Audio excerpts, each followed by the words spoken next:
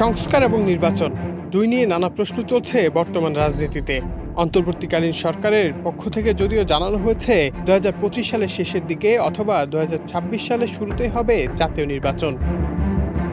৫ই আগস্ট ছাত্র জনতার অভ্যুত্থানে শেখ হাসিনা দেশ থেকে পালিয়ে গেলে দায়িত্ব নেন বর্তমান অন্তর্বর্তীকালীন সরকারের প্রধান নোবেলজয়ী অর্থনীতিবিদ ডক্টর মোহাম্মদ ইউনূস।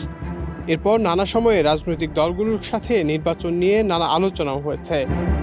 এবার নির্বাচন নিয়ে মন্তব্য করেছেন অন্তর্বর্তীকালীন সরকারের স্থানীয় সরকার, পল্লী উন্নয়ন ও সমবায় মন্ত্রণালয় এবং যুব ও ক্রীড়া মন্ত্রণালয়ের উপদেষ্টা আসিফ মাহমুদ সজীব ভুইয়া।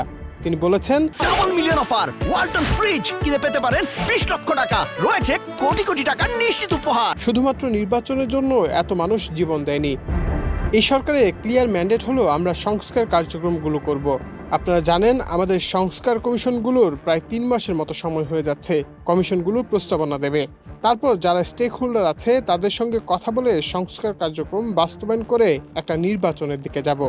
বুধবার সকালে ঠাকুরগাঁও বালিয়াডাঙ্গি উপজেলা পরিষদ হলরুমে উপদেষ্টা আসিফ মাহমুদ আরও বলেন, বিগত দিনে উত্তরবঙ্গের জেলাগুলো অবহেলিত ছিল।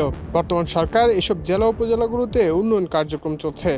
বালিয়াডাঙ্গি উপজেলাকে ন্যাশনাল স্ট্যান্ডার্ডে নিয়ে যাওয়া হবে। সেই সঙ্গে উপজেলা লাইব্রেরি স্থাপনের জন্য ৫০ লাখ টাকা বরাদ্দ ঘোষণা দেন তিনি।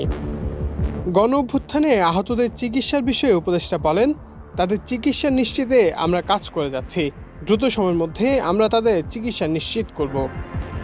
Desk report, Manabzamin.